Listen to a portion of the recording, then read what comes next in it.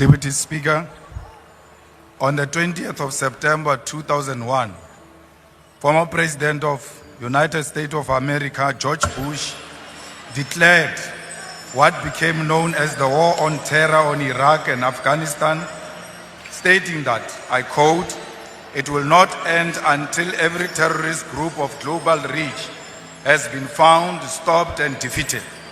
What followed was a massive disinformation campaign to justify the 2003 invasion of Iraq and Afghanistan under the pretext of locating and destroying weapons of mass destruction. Decades later, no such weapons were ever found. This invasion was about minerals and oil reserves, not weapons of mass destruction. Iraq and Afghanistan have never recovered. Cuba, Libya, Venezuela, and Chile are examples of nations that have suffered from US interventions because of their socialist policies, justified by false intelligence to advance imperialism. Cuba has endured decades of sanctions for nationalization of strategic sectors of the economy, supporting African liberation and socialism, while Libya was destroyed because Gaddafi rejected US dominance. We raise these historical facts because history must guide us in everything we do. When Donald Trump declares that, I open quote, "bad things are happening in South Africa," without evidence, we must not assume that the USA is misinformed. Instead, we must question the real intention behind such statement. After Trump's remarks, the US froze foreign aid globally under the pretext of assessing alignment with the policy outlook. For South Africa, this meant PEPFAR funding of HIV/AIDS response was under threat. On 26 February 2025, the freeze became permanent, terminating funding indefinitely. The US aggression towards South Africa is nothing more than Israel's revenge for our moral stance in support of Palestine. Meanwhile, some of us have been labeled international criminals, a designation used before the West assassinates those who opposed its agenda. Before invading the nations, the US always fabricates human rights violation to justify intervention. Today, same tactics are being used against South Africa. The growing calls by right-wing groups for foreign funding to establish independent states and to be armed by foreign interests must be recognized as part of a broader plan. This is the early stage of economic isolation, leading ultimately to military intervention. Next, AGOA will be terminated, escalating tensions between USA and South Africa. Our government must dismiss opportunistic African and racist groups exploiting US imperialism to fund their racist fantasies of an independent state. That will never happen.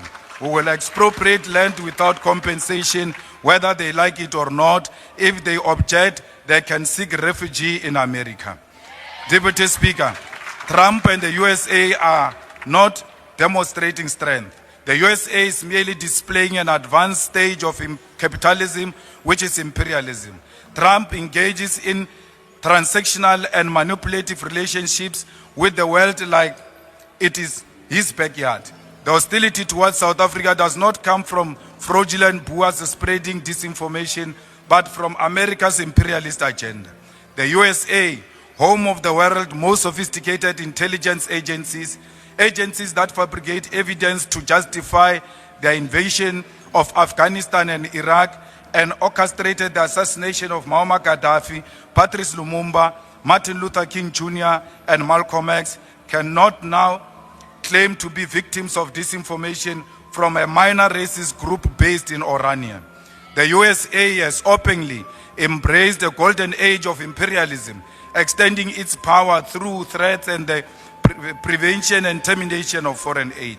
In response, our government foolishly seeks to explain our policies to a maniacal president as if the USA were a victim of misinformation. The USA knows exactly what it's doing and why it is doing it. At a Goldman Sachs event of the 27th of February 2025, South Africa President Mr. Cyril Ramaphosa stated, I quote, "Trump got the wrong end of the stick of the country's land policies. I completely reject this notion. The USA, home of Elon Musk's platform, X platform, Jeff Bezos, Amazon, Facebook, Google, Tesla, Starlink, and Silicon Valley, the global hub of data collection, cannot claim to be misinformed. They are the greatest perpetrators of disinformation. The USA is the greatest perpetrator of disinformation. It is now using its own falsehood as justification to attack South Africa. This government refused to acknowledge the real issues. We are being punished for supporting Palestine against apartheid Israel, nothing else. The USA does not believe there is a white genocide or land grabs in South Africa. These lies are useful tools to justify economic aggression and seek to weaken our moral authority to condemn Israel's genocide. Foreign aid has always been a tool for Western imperialism and control. It must end with South Africa. We must expand our trade and strengthen relationship with China, India, Russia, Brazil, and Singapore while emphasizing African unity. The USA is on a full mission to extort the world into submission, and as a result will become increasingly isolated. Our sovereignty, security, and economic prosperity on rejecting the American Golden Age, a project of imperialism. The world must move forward without the USA if true progress is to be achieved. We are not the puppets of the USA. We will never be bullied by Donald Trump and his friends. South Africa remains an independent state, which is not handled by the USA. The majority of South Africans love their whites. They worship them everywhere they go. Why will they kill them?